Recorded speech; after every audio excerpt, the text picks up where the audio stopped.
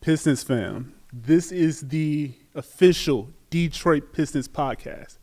There's a lot of other Pistons podcasts out there, but you got to make sure you're tuning in to this one because we'll be here all season long with coaches, players, Pistons staff, and we're shooting out at the practice facility. So you never know who's going to show up. Now, I know you're probably looking at like, who's this kid? Who's this dude over here hosting the Pistons, the official Pistons podcast? Hi, my name is Major, and I am currently the director of social for the Pistons and now taking on role as host. So we'll see how it goes. Thank you for following along, and I'm very excited for the first episode to have Isaiah Stewart in the building. Check it out. It feels good to know that I have a home here in Detroit, especially after signing that extension. I would love to stay here my whole career.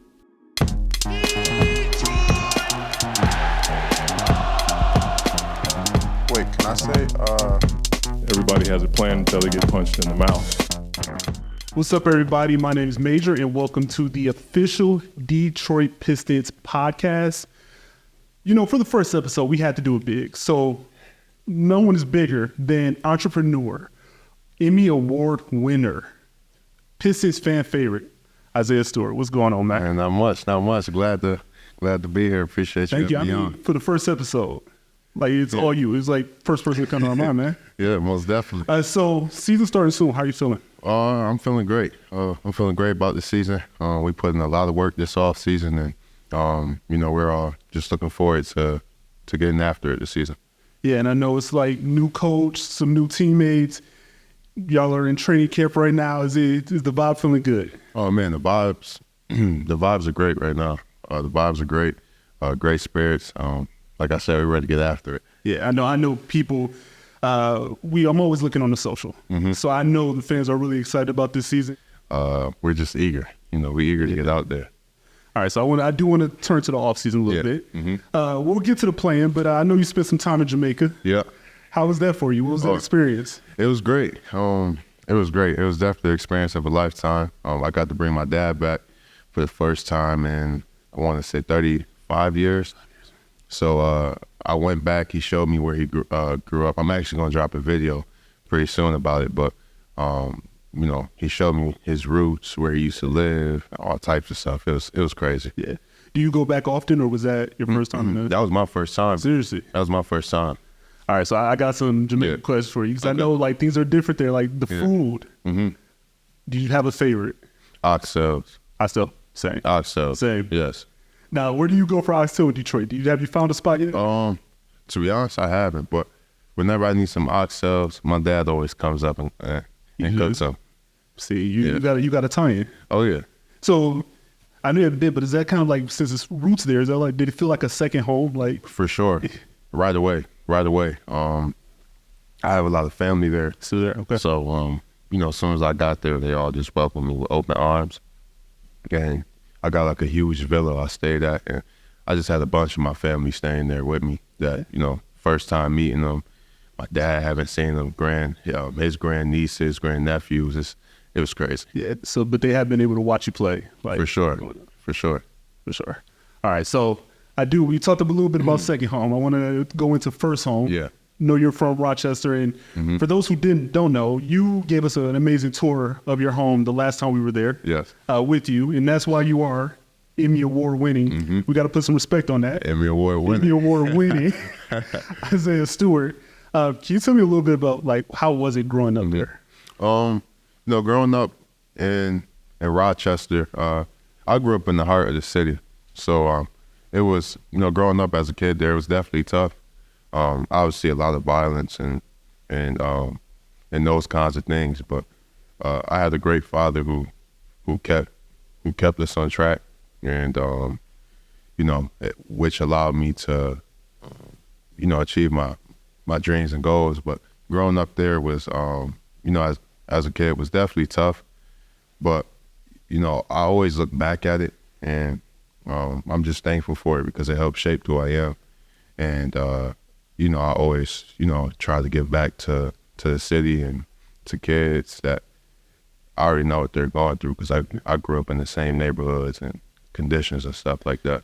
One thing that I've realized, like growing up, is that when you come from places like that, I'm from Detroit, is that you grow up, but it makes you tougher. And like the support that city always gives back to you is like, no matter if you're there or not, you just always feel like you have like a group of people rooting for you. For sure, most definitely. And you know, Rochester been a city that's always been rooting for me. You know, I always felt the love there, and you know, I know it's home base, and I get a lot of support from there. For sure. So, young you, Rochester, New York. Yeah. Did you have a basketball idol growing up? My basketball idol? Yeah. Patrick Ewing. I'd never seen him play live or anything. Obviously, I was only like 2 years old. Yeah. But as I got older and I got more into basketball, I learned about Patrick Ewing. I actually wore number 33 before I switched to 28 before I came here. And it was because of Patrick Ewing and obviously him being Jamaican and stuff. And then he actually recruited me when he was the head coach at Georgetown. Sure. And then I remember I went on that visit, him and my dad, like, you know, just kind of hit it off. Yeah. For sure. I want to talk about that instant connection. So you end up going to Washington. Yeah. What stood out about Washington instead for like the Georgetowns or even there's a rumor Michigan State might have been a choice for you? What made me go to Washington was when Coach Hopkins was at Syracuse under Coach 𝗙𝗢𝗟𝗟𝗢𝗪. I was 14 years old, and he was coming up. He was driving up to see me practice, and at that point, at 14, like, you don't know if I'm going to be an NBA player or not, right? Or, you know exactly how good I'm going to be. But I was pretty good to be 14 years old, but he would drive up and watch my high school practices, and I respected him so much for that. And when he got the job at Washington, I didn't really take it serious. And then when I kept getting deeper into my recruiting process, I wanted to go somewhere where I had a great relationship with somebody, and I had the strongest relationship with him. And I just felt, that kind of felt like home for me. You talked about switching from 33 to 28. Yeah. Is there a reason why? Is like 28, is there something special about that for you? 28 represents wealth. The number 28 represents wealth, so that's why I chose that number. All right. So one thing I also have to do, I feel like you're in a place right now where we just got to give you a lot of congratulations. Yeah. You've done a lot, but also during the summer, you got a contract extension. Yes. How is it to like know that you have a home here now, and how has Detroit been for you? It feels good to know that I have a home here in Detroit, especially after signing that extension. You know, I was thankful and, you know, grateful just to be able to get that contract signed and be extended here for another 4 years. So it's been great, and Detroit's been treating me great. You know, I look at Detroit as home now. You know, everywhere I go, I always feel the love, and you know, it's a place that I would love to stay here my whole career. Yeah. I know sometimes when you come to a new city, had you ever been to Detroit prior? No. No? Right. Like being at Washington, being in Rochester, when you got here, was it a little bit of a culture shock, or was it like, this is it, this feels right?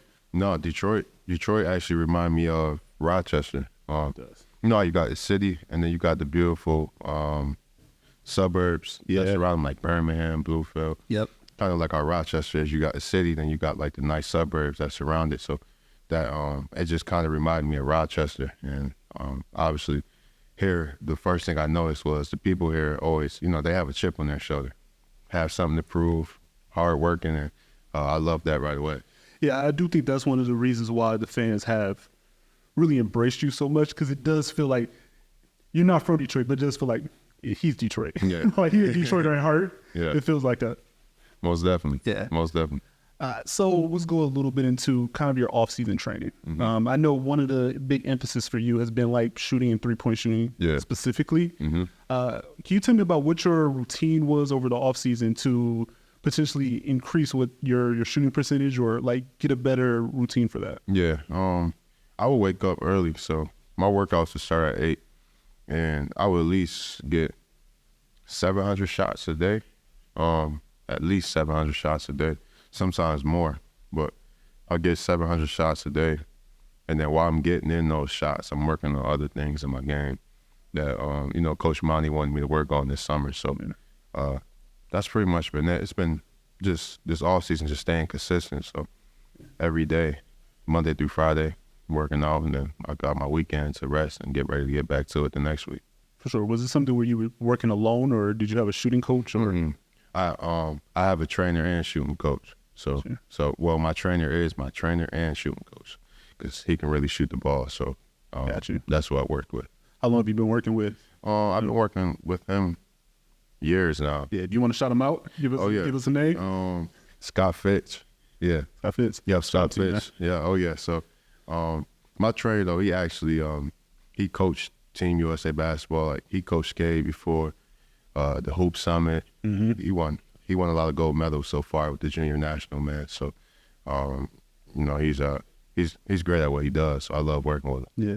Have you seen that progression from, say, when you started in the league to now, or even from last season to now? Like, do you see that progression there? Yeah, most definitely. Just with taking the three. I feel like it's a block that I feel like as players that don't shoot, when they start to shoot, it's like you just gotta get used to taking those shots, whether they go in or not. Like you always have to be thinking that shot. So yeah. Has any of your training changed this offseason from the previous, just because of like missing extended part of the season last year? Like you didn't get the full amount of time of the season. Did that alter or change anything that you were doing for this summer? Not really. I say if anything, this past summer probably been my most hardest in terms of like working. Been my hardest working summer. Not saying that my other off seasons, I didn't work hard, but like I just put like a lot of focus and I really just put a lot into this past summer, and I'm looking forward to like seeing the results this season. Yeah. Has there been any lessons? You say it's been the hardest. What's the lessons that's been learned during this off season? I learned a lot of lessons. A lesson I did learn was obviously with it being my hardest off season, with just pulling back some, knowing when to push gas, knowing when to hit the brakes a little bit, and then I also learned a lot of lessons off the court this off season. So that's been great for me. Yeah.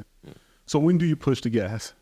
Like for the people who don't know, who've never been through an off season, because a lot of us aren't NBA players. Like, when do you slow it down during the off season? When do you feel like, okay, it's time for me to start gearing back up? Yeah, I mean, obviously you have that window after the season.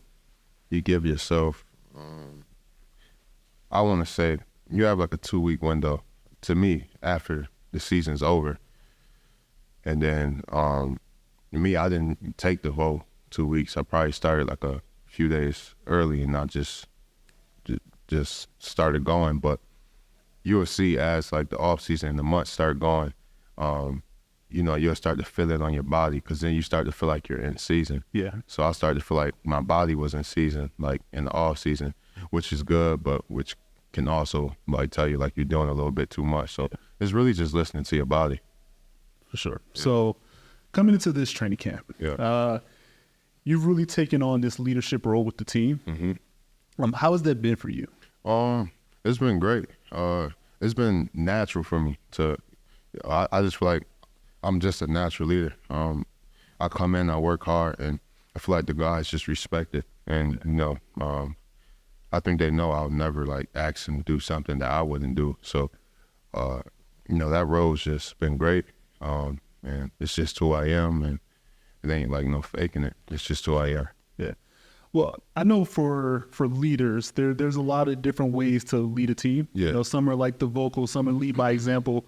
How would you say you really come in and put your mark on the team? I would say both. I lead by example, but I'm also vocal as well. So that kind of goes into play as me saying I would never ask my teammate to do something that I wouldn't do. So I'm going to lead by example. So I'm going to put the work in, but I'm also going to be vocal about it. Yeah. Another leader that's back on the court is Cade. How's it been just watching him come back? He's also kind of taking on that other leadership role. How's that been for you too? Oh, it's been great. It's been great to have him back out there, and I know he's happy to be out there. I know it was a lot on him missing most of last season. So, to have him back out there, it just changes the game. Having the player back out there on the floor. Cade's a very vocal leader, so just, hearing his voice back on the court is great. Right. So Cade's back. Yeah. You're back. Mm-hmm. New coach.